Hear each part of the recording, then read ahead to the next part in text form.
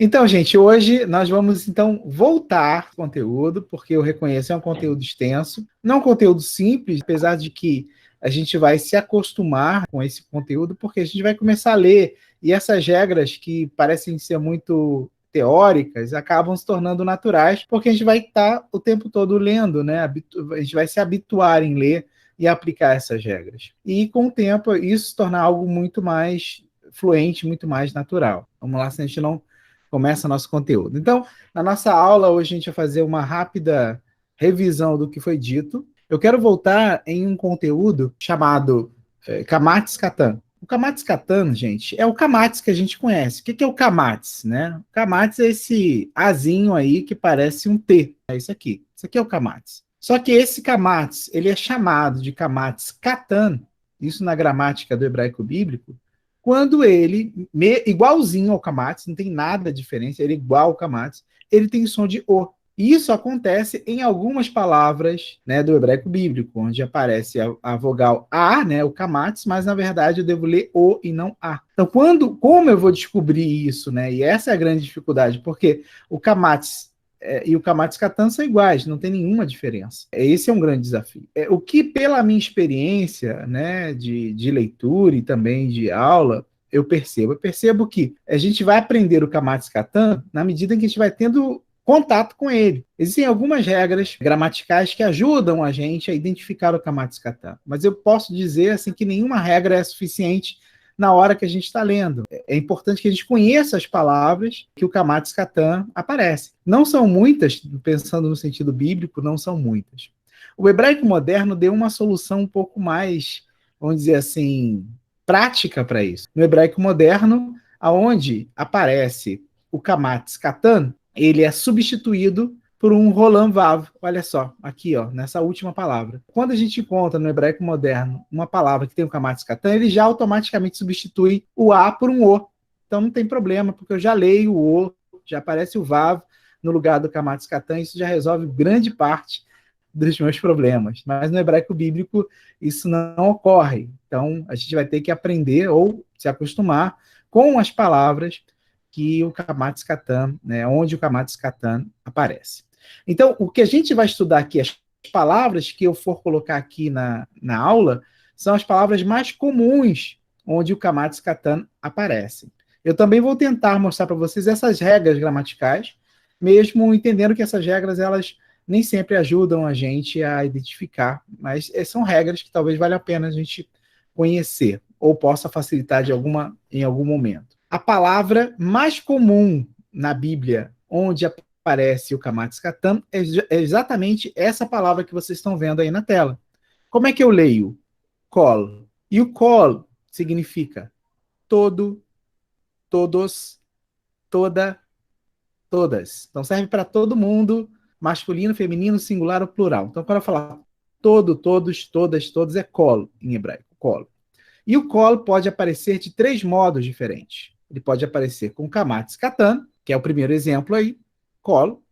Ele pode aparecer como Rolam, kol, mesma pronúncia, e pode aparecer com Rolam Vav, kol. Todos significam a mesma coisa, é a mesma palavra, só que utilizando vogais diferentes. Essa palavra é a mais comum, vocês vão encontrar muito essa palavra no texto bíblico. Também no texto moderno. Mas no texto moderno, né, no hebraico moderno, vocês vão encontrar muito esse cola aqui com o Vav, com o Rolam Vav. Isso já ajuda a gente na pronúncia. Então, colo. Então, é uma palavra que vocês não podem esquecer, porque ela vai ser muito importante, ela é muito utilizada e muito recorrente na Bíblia hebraica. Colo. Todo, todos, toda, todas. Retomando aí. Então, pegando algumas coisas em relação ao Kamatis Katan. O Kamatis Katan, segundo a regra gramatical, e eu novamente repito, eu não quero que vocês decorem essa regra, mas ela pode nos ajudar de repente em algum momento, saber que existe alguma regra.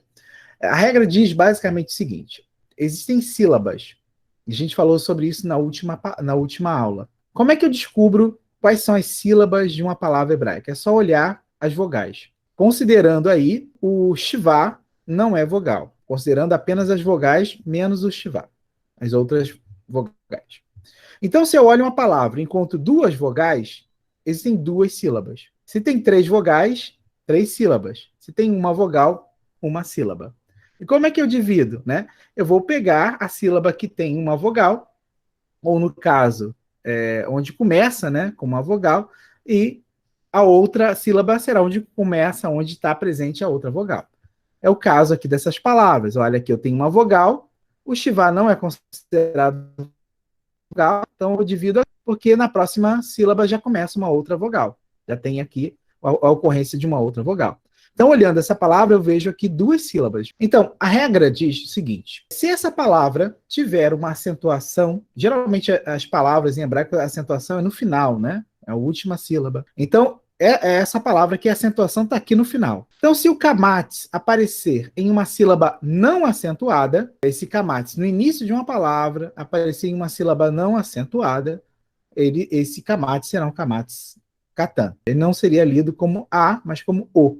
Então, a forma da pronúncia dessa palavra é hofshi. Hofshi. Hofshi significa livre, né? Significa de folga, significa de férias, indica a ideia de você não estar com uma tarefa cotidiana obrigatória. Você está livre, né? Você está com um tempo livre para alguma coisa. Então, olhando essa segunda palavra, eu tenho a mesma ideia. Eu tenho aqui um kamatz katan, porque está no início de palavras em uma sílaba não acentuada. Né? Muito teórico, mas é isso. Então, esse azinho que aparece aqui, esse kamatz eu devo ler como o. Então, a palavra aqui é tornit. Tornit. Tornit significa plano, programação, projeto. Alguém pergunta, quais são os seus planos para hoje? Né? Hoje eu vou fazer isso, é o tornit. Então, hofshi e tornit são 2 palavras muito comuns no hebraico, onde o kamatz katan aparece. Então, são palavras que têm que entrar no nosso vocabulário por conta desse elemento aí novo, né, específico, né, que é o A sendo lido como O. Então, hofshi, tornit. Então, vocabulário para a gente colocar. Eu até recomendaria que vocês colocassem numa parte do caderno de vocês palavras com kamatz katan. Então, uma seção só com essas palavras que você sabe que são muito comuns, que eu estou colocando aqui, e são importantes a gente conhecer por conta dessa especificidade. Por exemplo, licença no trabalho, não entra como hofshi, entra como hofesh. Né? Hofesh, é a mesma raiz. Exatamente. É a mesma raiz. Exatamente, hofesh, a folga. Mas é assim, quando você escreve, né, no hebraico moderno, provavelmente você escreve com vav, não com um azinho embaixo, não é isso? Ou só o ponto em cima. Desculpa, Ou eu o ponto falar em que cima, o exatamente. ponto, né, sem o vav mesmo. Exatamente, é o rolam, sem o vav. Então, quer dizer, já facilita no hebraico moderno bastante isso. Exato. 3 palavras já com kamatz katan, hein, gente? O kol, hofshi e o tornit. Kol significa todo, hofshi, folga, férias, né? Liberdade, a gente pode até dizer assim. E tornit, meu planejamento. Outra regrinha em relação ao kamatz katan diz o seguinte: quando eu tenho uma palavra e a segunda sílaba da palavra tem um hataf kamatz, aí sim, o hataf kamatz tem som de o. Então, aqui eu não tenho dúvida que essa vogal aqui é o. Então, quando eu tenho uma palavra onde a segunda sílaba seja um hataf kamatz, logo, se a primeira sílaba tiver um kamatz, esse também será um kamatz katan. Esse ozinho, melhor dizendo, ozinho da segunda sílaba faz com que o kamatz daqui se torne kamatz katan. Eu devo ler essa palavra como poler, que significa a tua obra, o teu trabalho, tua ação. Então, aqui eu consigo já visualizar com mais facilidade o kamatz katan se eu lembrar dessa regra. Então, se a segunda sílaba tem um hataf kamatz, se eu tenho na primeira sílaba um kamatz, esse kamatz vai ser katan. Então, eu vou ler poler. A mesma coisa se aplica na segunda palavra aqui, que é um nome próprio. Eu tenho na segunda sílaba aqui, ó, eu tenho um hataf kamatz. Se a primeira sílaba tiver um kamatz, esse vai ser katan. Então eu leio essa palavra, esse nome próprio, como no-omi. No-omi é a nossa Noemi, né? Não sei se vocês conhecem o livro de Ruth. O livro de Ruth conta a história de Noemi e Ruth, né? Que são duas mulheres, sogra e nora, que lutam para sobreviver em um período de crise agrícola em Israel. Uma história muito bonita. Quem nunca leu o livro de Ruth, leia, são só 4 capítulos, mas é uma história muito bonita. Então, a personagem, uma das personagens, né, dessas mulheres é Noomi, a sogra de Ruth. É uma história muito bonita, Noomi. Então, partindo desse princípio, quem leria essa próxima palavra aqui, gente? Soraim. Soraim. Então, o primeiro Azinho aqui se tornou O, então Kamatz Katam. Soraim significa meio-dia. Porque aqui vocês. Soraim, você passou meio-dia e vai até antes das 6, Isso. que depois das 6 passa a Erev. ser Erev. Uhum. De 6 às 8, 9 horas da noite é Erev, depois que passa a ser Laila. Bom, você já vai ver, mas a pessoa é Laila, né? Então, o Tsoraim aí seria tarde, né? Mas na verdade, Tsoraim literalmente significa meio-dia, Tsoraim. Mas ele serve, né? Quando eu vou cumprimentar alguém, Tsoraim Tovim, ele serve para todo o período da tarde, antes de que horas? Até que horas? Antes das 18. Até antes das 18. Então seria um meio-dia, meio tarde, assim, né? Mas literalmente, Tsoraim significa meio-dia. Tsoraim. Agora, essa regra, gente, do que eu falei, acabei de falar agora, né? Onde eu tenho um Hataf Kamatz, e se a primeira sílaba da palavra tiver um Kamatz, ela não se aplica se o que eu encontrar for um artigo e um substantivo. Isso não é claro, muito claro para a gente, porque a gente não estudou ainda os artigos, né, definidos em hebraico. Então, se eu encontro uma palavra onde eu tenho um artigo e uma palavra, eu não aplico essa regra. A regra que eu acabei de falar só serve para uma única palavra e não em relação a artigo e substantivo. Então, eu não vou me aprofundar nisso, eu vou deixar para a gente falar mais sobre essa questão quando a gente estiver estudando artigos definidos, se Deus quiser, já no próximo módulo, né? Quando terminarmos esse módulo, vamos começar a estudar gramática propriamente dito. Então, só para vocês entenderem o que eu estou falando, para não ficar muito teórico, eu tenho aqui, né, uma palavra, a palavra é omarim. Omarim. Agora, eu tenho um artigo aqui na frente. Isso aqui é um artigo definido em hebraico. O artigo definido ele aparece colado à palavra, né, no início da palavra. Então, esse a que aparece aqui não faz parte do substantivo. Então, o que eu tenho aqui, omarim, né? Eu tenho aqui um artigo e um substantivo. Então, nesse caso, a regra não é aplicada.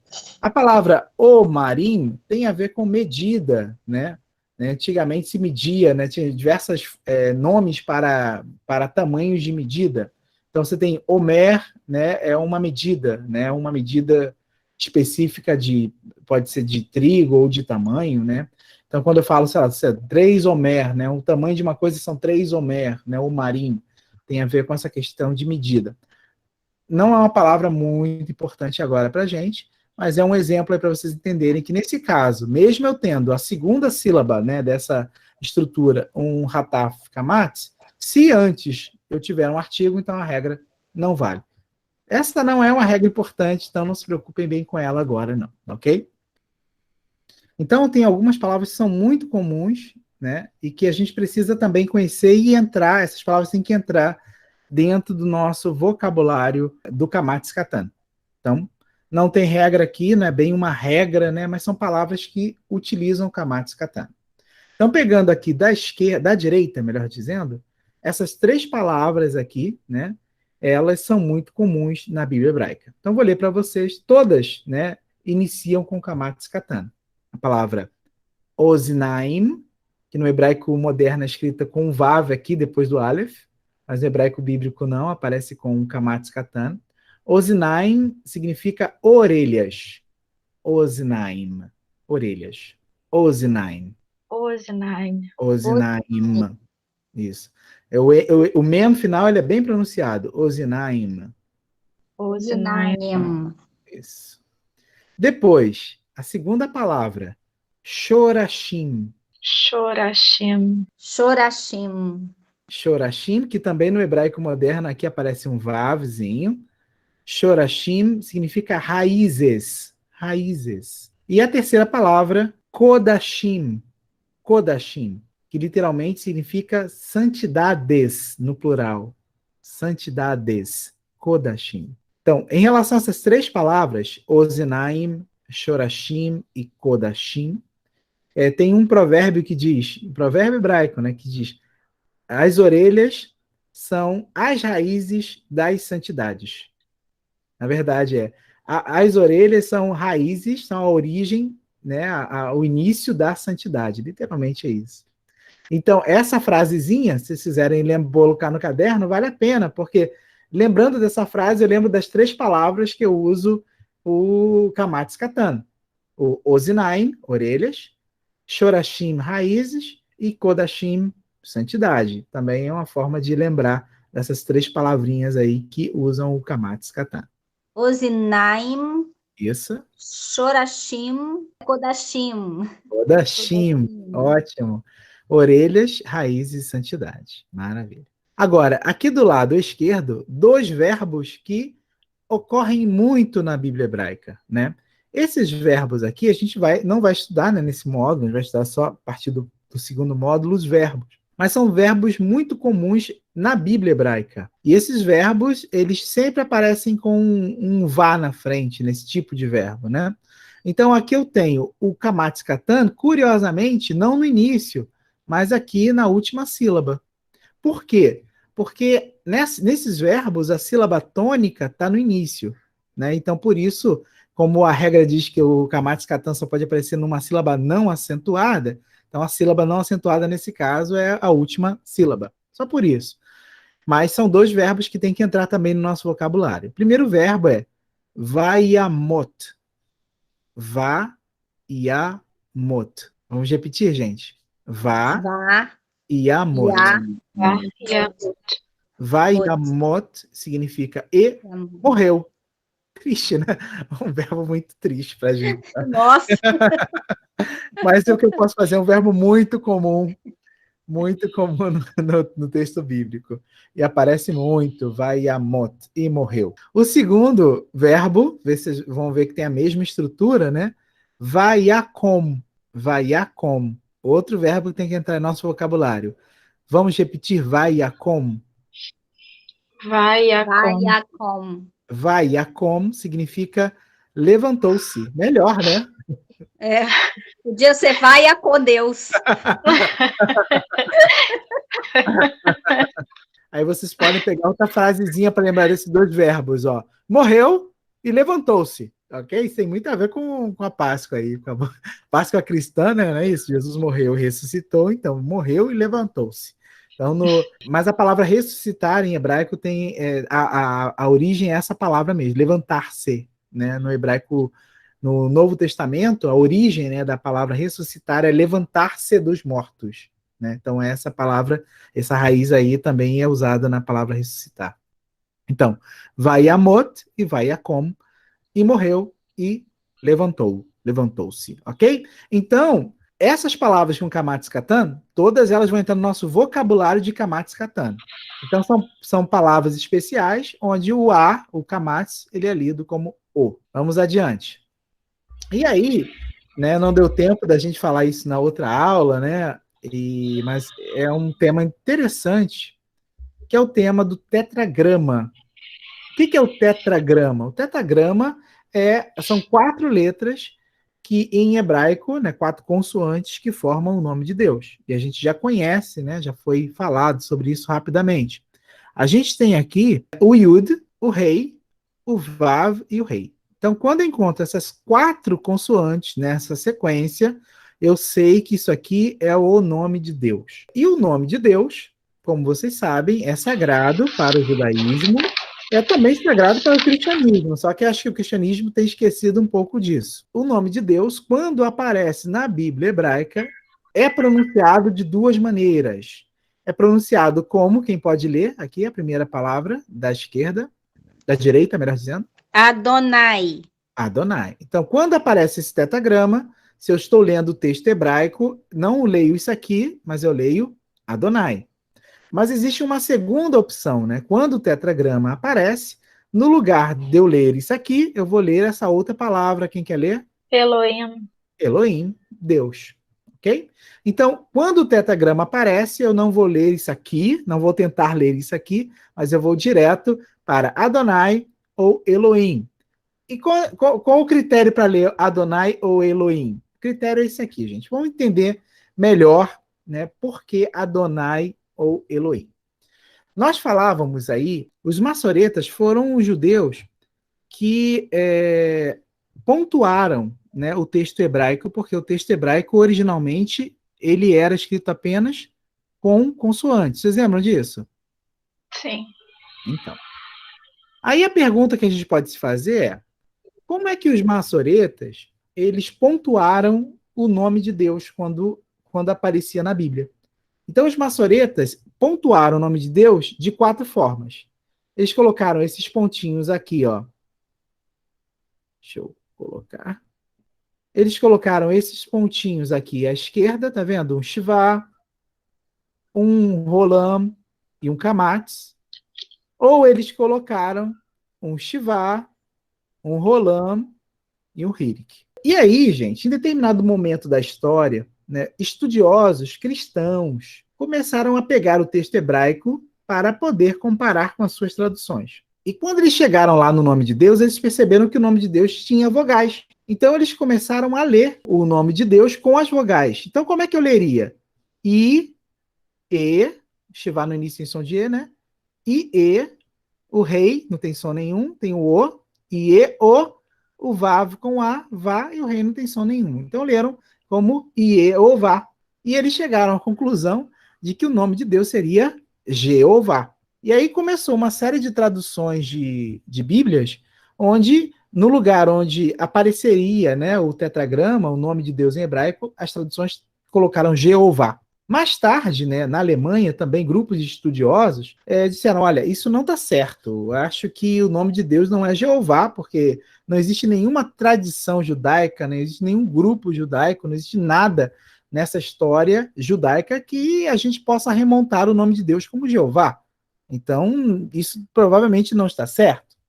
E aí eles começaram a pesquisar sobre essas 4 letras e descobriram que essas 4 letras elas formam o verbo ser e estar em algumas formas verbais, né, na Bíblia. Então eles disseram, então o verbo ser e estar tem a ver com o nome de Deus, então talvez, vamos pegar aí essas conjugações do verbo ser e estar, onde elas existem, e criaram um nome, né, tentaram recriar um nome para o nome de Deus e chegaram à conclusão que o nome de Deus seria Javé, por conta de uma forma verbal, Ové, que tem a ver aí com as mesmas letras, vamos. Só que também na tradição judaica não existe nenhuma fonte, nenhuma tradição, nenhum escrito, nada onde Deus seja chamado de Javé. Logo, o que a gente pode dizer é que na tradição judaica não se pronuncia o nome de Deus, se pronunciava em alguns momentos, né, como a festa de Yom Kippur, mas quem pronunciava era o sumo sacerdote. Ele sozinho pronunciava o nome de Deus dentro do templo de Jerusalém, em um lugar onde ele estava isolado, que era o Santo dos Santos.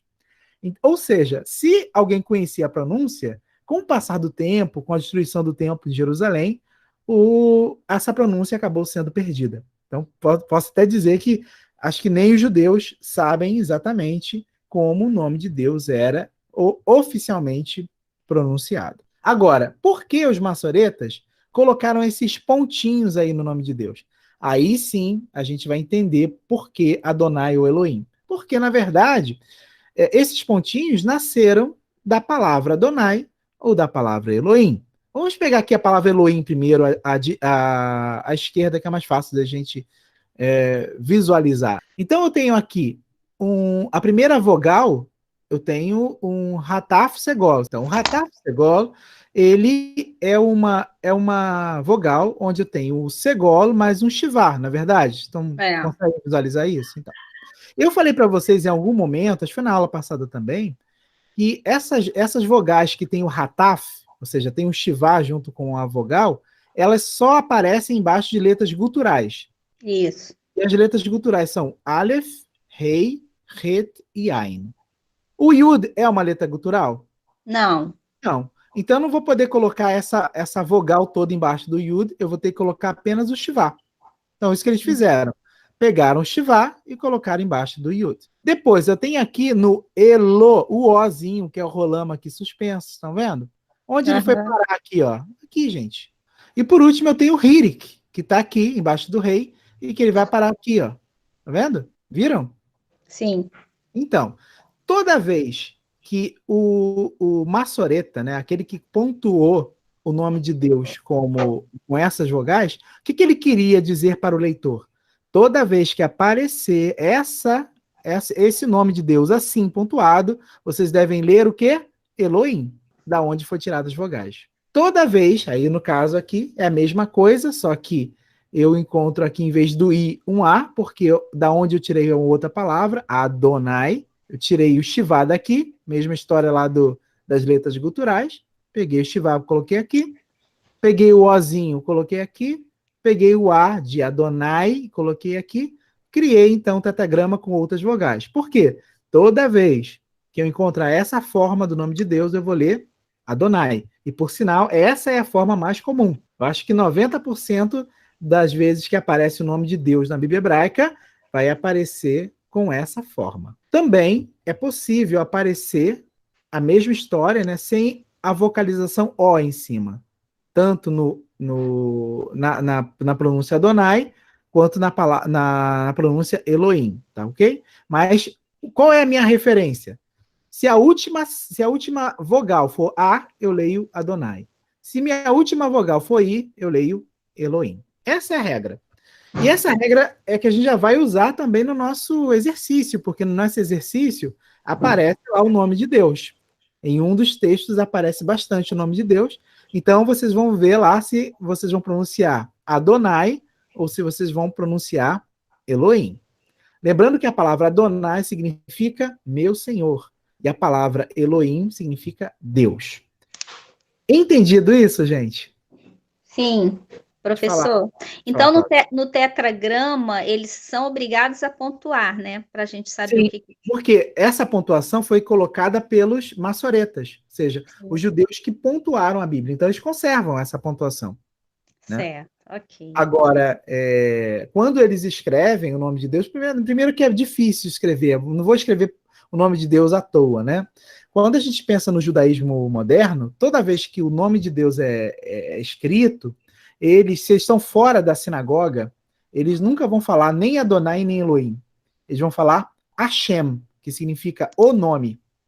A forma mais respeitosa ainda do nome de Deus.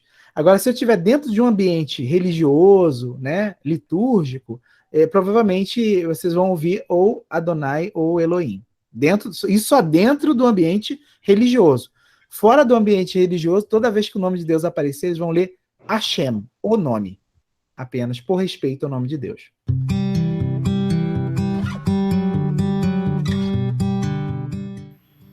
Shalom, Baruch haba, Bruch haba, Naim meod lifgosh otcha otar po. Olá, bem-vindo, bem-vinda ao nosso canal. É um prazer te encontrar aqui. E se você chegou nesse canal, é porque você está querendo aprender ou tem curiosidade sobre a língua hebraica e a cultura judaica, não é? Então, esse é o lugar certo. Deixa eu me apresentar. Eu sou o professor Antônio Marcos, sou graduado em Filosofia, mestre e doutorando em Teologia Bíblica pela PUC do Rio. Sou formado em Língua Hebraica e guia cultural na Terra Santa. Eu tenho muitos anos de experiência ensinando o hebraico bíblico e o hebraico moderno. Eu tive a oportunidade de ensinar na mais importante escola de hebraico do mundo, a Hebrew Teacher, hoje conhecida como Rosen Hebrew School. Como professor, eu entendo bem as dificuldades daquele que está começando a estudar hebraico. Por exemplo, a escrita da direita para a esquerda, o sistema vocálico, os verbos. Mas a verdade é que a maior de todas as dificuldades não é só o aprendizado da gramática da língua, mas sim de encontrar um método que te ajude passo a passo, de forma clara, leve e, por que não, divertida. A segunda maior dificuldade é o custo. Um curso de hebraico é muito caro, levando muitas vezes o estudante a tentar aprender sozinho, com manuais muito complicados ou procurando aqui e ali fragmentos de aulas pelo YouTube. Infelizmente, a grande maioria de pessoas que estudam dessa maneira acabam desistindo pelo meio do caminho. Mesmo tendo ainda dentro do peito aquele desejo de ler o Antigo Testamento no seu original, de se preparar para viajar, estudar ou peregrinar em Israel. Além da minha experiência como professor, eu também fui estudante e eu passei por tudo isso aí. E foi justamente por causa dessa minha experiência que eu decidi criar esse canal, para oferecer para você um curso completo, com qualidade e de graça, utilizando o método de ensino das escolas de idioma em Israel, os famosos Ulpanim. Sabe o que você precisa fazer para começar a estudar? Primeiro, você tem que se inscrever agora no nosso canal.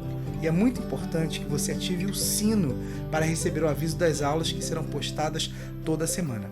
Divulgue esse vídeo e convide os seus amigos, os seus familiares, o pessoal do trabalho, da igreja, da faculdade, enfim. Agora é possível aprender hebraico com qualidade e de graça.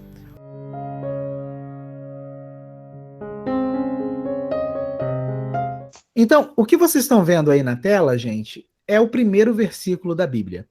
E também é o início do primeiro texto que eu dei para vocês como exercício. Eu quero só chamar a atenção para uma coisa. Olhem o final, né? Quando eu falo final do texto, gente, onde é o final? O final do texto é aqui embaixo. Eu leio esse texto lembrando da direita para a esquerda.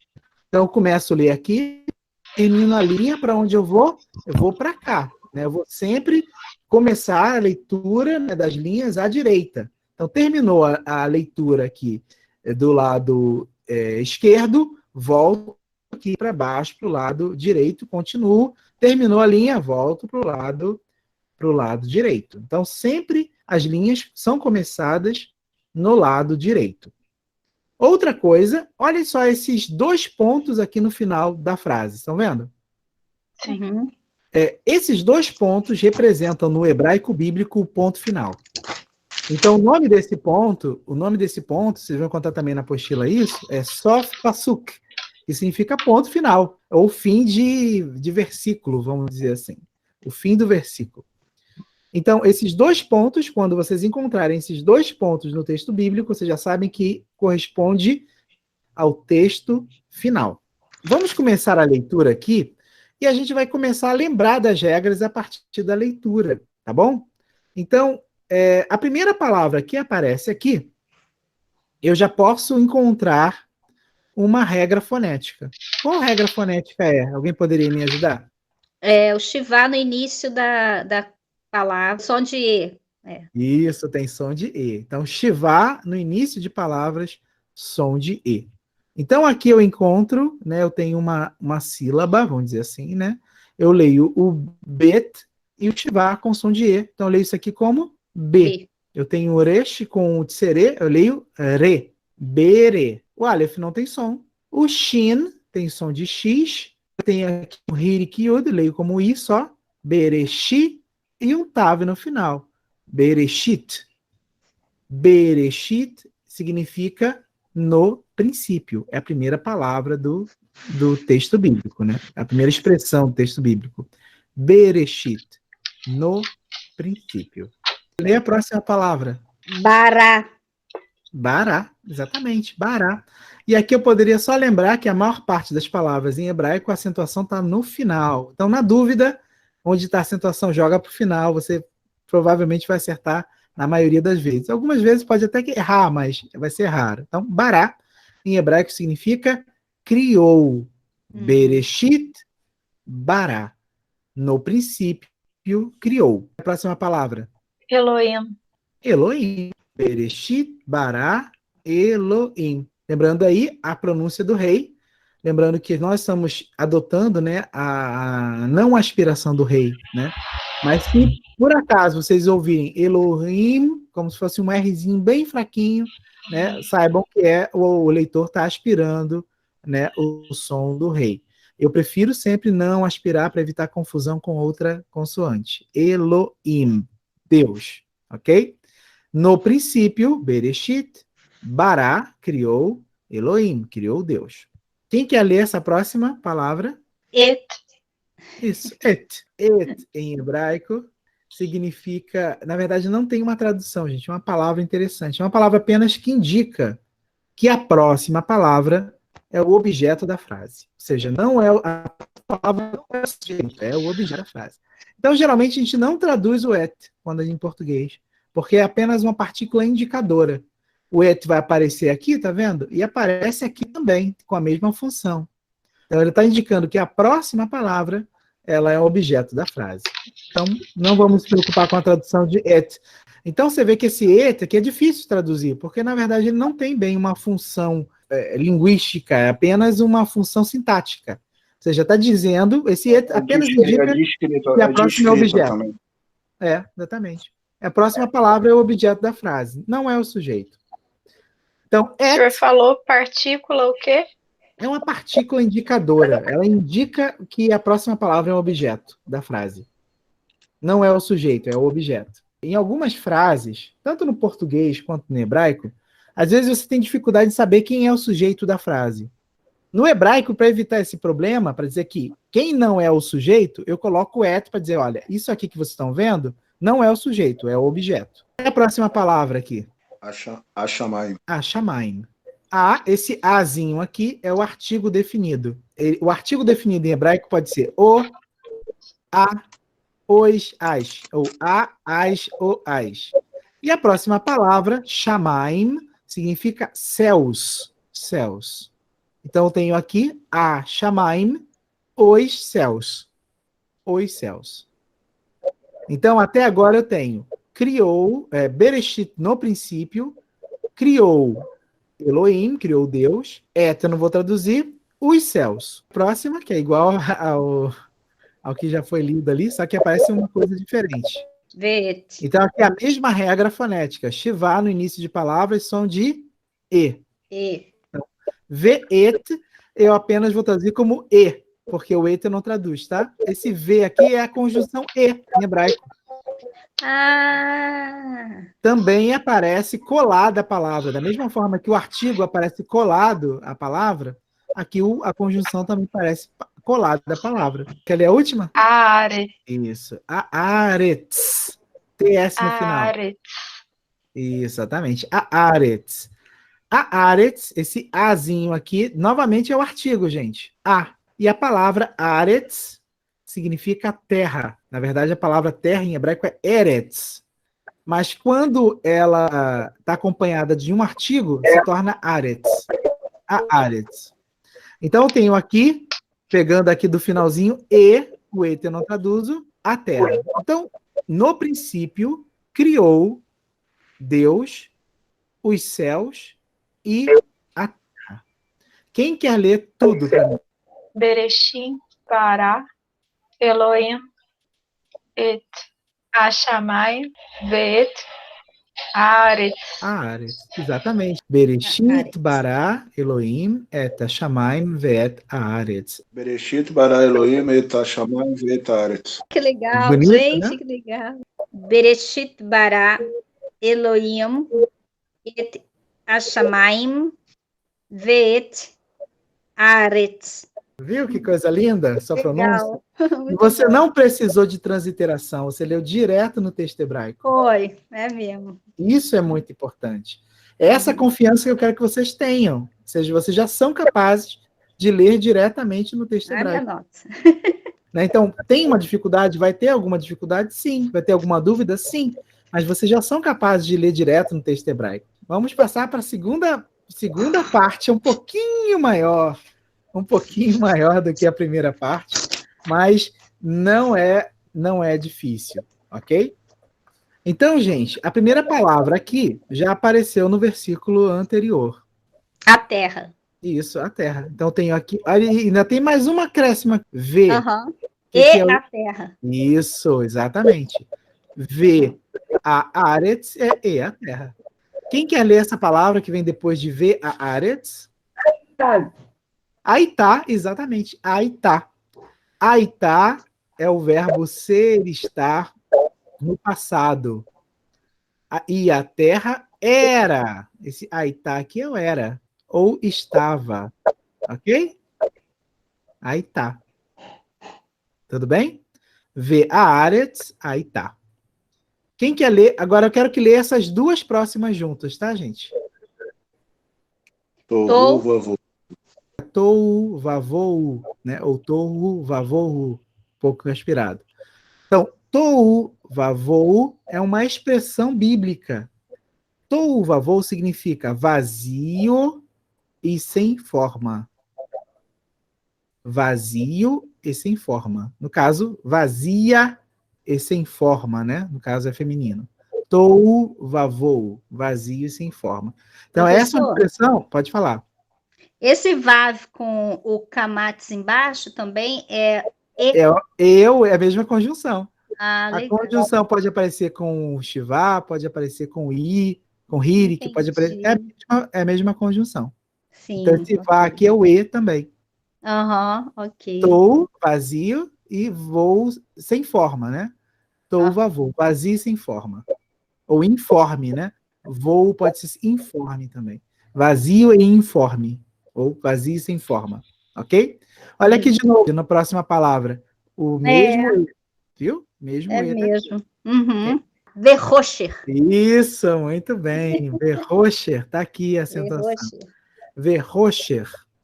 Então aqui eu sei que esse V aqui é o E, né? E Rocher significa treva, literalmente escuridão, Rocher, escuridão, treva, né? Geralmente as nossas traduções aparecem no plural, mas no hebraico está no singular.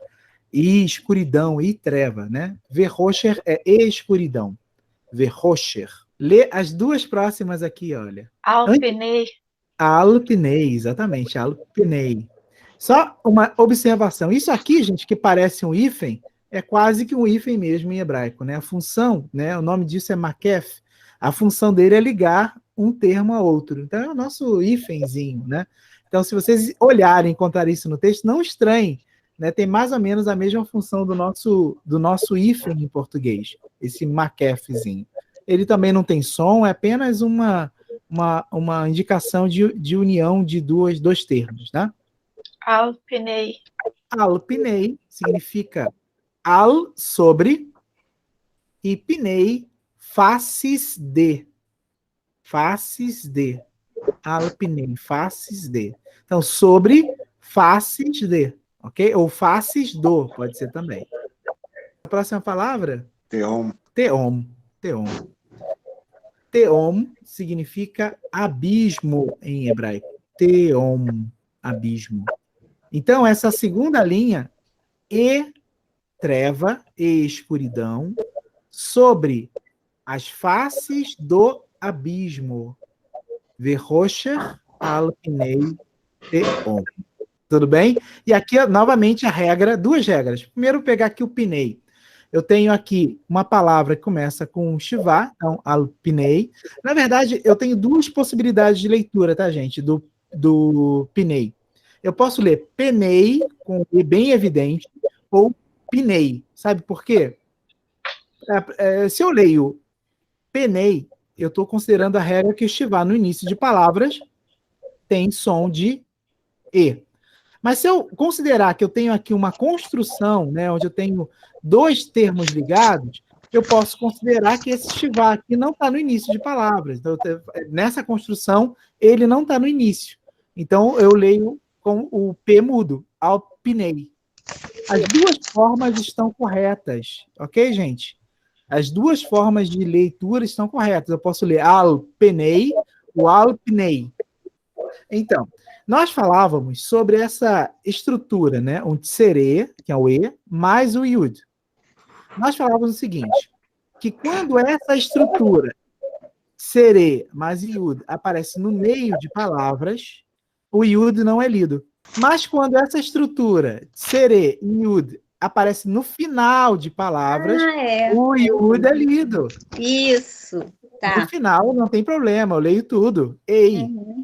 Certo. Pinei, ok? Eu leio tudo. Então, lendo a segunda linha.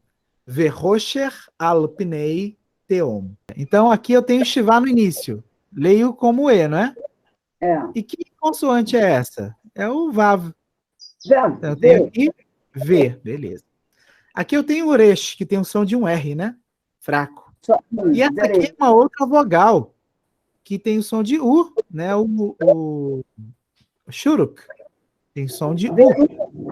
Isso. E aqui, isso, ruar, muito bem. O ret com patar. O que acontece quando uma palavra termina com ret e patar? Patar Lê furtivo. primeiro Eu leio a primeiro o vogal A, a vogal, e depois eu leio o ret. Então, ruar. O último som que eu escuto é de RR forte, do ret. Veruar. Isso, ruar. Muito bem. Ruar significa vento, sopro, espírito. Veruar vamos ver aqui na próxima palavra, essa palavra já apareceu muito, então quem não leu ainda essa palavra? Elohim. Veruar, Elohim, é o espírito de Deus, ou o vento de Deus, ou o sopro de Deus. Então eu posso traduzir dessas três maneiras. E o espírito de Deus, e o vento de Deus, e o sopro de Deus. Todas essas traduções estão corretas. Lê essa próxima palavra. Merahefet. A gente tem aqui duas regras, né, fonéticas. A primeira regra é chivar no início, som de E, me. Agora, eu tenho aqui também segolo, uma sílaba que tem segolo, e logo em seguida uma outra sílaba com segolo. Tá vendo, gente? Quando isso acontece, eu sei que é uma palavra segolada. O que é uma palavra segolada? O primeiro segolo, ele é a tônica da palavra, né? A sílaba tônica da palavra, e o som fica mais agudo. Em vez de E, fica E. Merahefet. Merahefet. Merahefet é um verbo em hebraico, significa plaina, voa, sobrevoa. Né? Esse verbo aí ele é aplicado para quando as aves estão sobrevoando assim, o mar, tá vendo? Que pega aquele vento e ela não precisa bater a asa, fica planando. Né? Então é isso, Merahefet é isso, plaina. E o Espírito de Deus pairava. Também é uma tradução bonita, né? Pairar, né? Pairava. Então, essa terceira linha ficou Veruar Elohim Merahefet. Toda a última linha? Alpnei Hamaim. Alpnei Hamaim. Então, Alpnei já apareceu, gente. Olha aqui em cima. Alpnei. Alpnei significa sobre as faces de, ou sobre as faces do, né? E eu tenho aqui de novo o artigo e a palavra que a gente já conhece, maim, águas. Já estudamos essa palavra, não já, gente? Já. Maim. Então, a maim são as águas. Então, a tradução fica sobre as faces das águas. Vou ler tudo agora, a tradução de tudo. Ai, que lindo. E a terra era ou estava vazia e sem forma.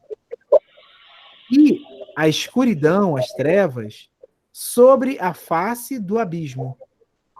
E o vento, o sopro, o Espírito de Deus, pairava sobre a face das águas. Quem é que vai ler tudo?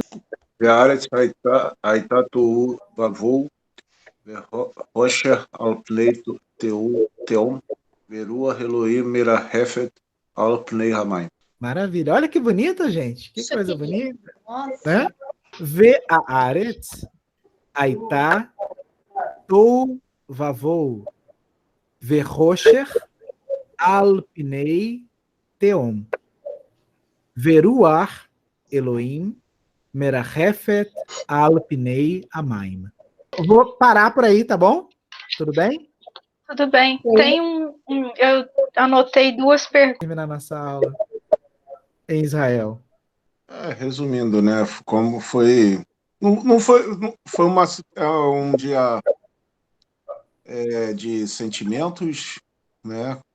Esses 2 minutos de considerações muito grandes, entendeu? Como eu falei antes, até no vídeo, quem pode assistir, o que ocorre, entendeu? E aquilo lembrar sempre, esquecer jamais. Então, esse é o resumo desse dia de hoje, do Yom HaShoah.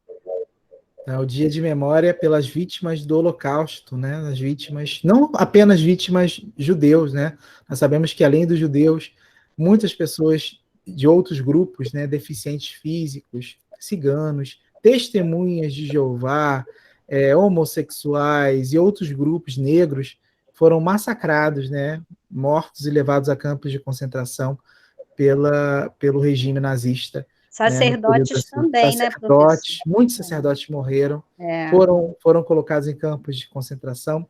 Temos a famosa história lá do Maximiliano Kolbe, né, que trocou, né, se colocou, né, no lugar da vítima para que o pai de família que estava preso com ele não fosse morto, né? Então, histórias muito bonitas, heróicas, mas duras, né, da nossa humanidade, que a gente, como Alex falou, a gente nunca pode esquecer, né? São momentos que a gente tem que ficar sempre na memória para que não se repitam no futuro.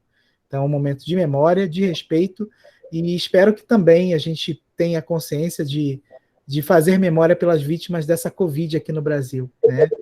Que a gente possa ter essa consciência de que a vida é sagrada e que tantas vidas perdidas, né, de um momento para outro, elas não podem ser deixadas em branco. Tem que ser lembradas e respeitadas. Então, meu abraço para vocês, fiquem com Deus, uma boa semana, estudem, continuamos na mesma apostila, tá, gente? A apostila tem muito conteúdo, não vou colocar outra enquanto a gente não trabalhar bem esse conteúdo, tá bom? Obrigada, professor. Com Deus também. Fica com Deus. Tchau, um abraço para vocês. Tchau, tchau.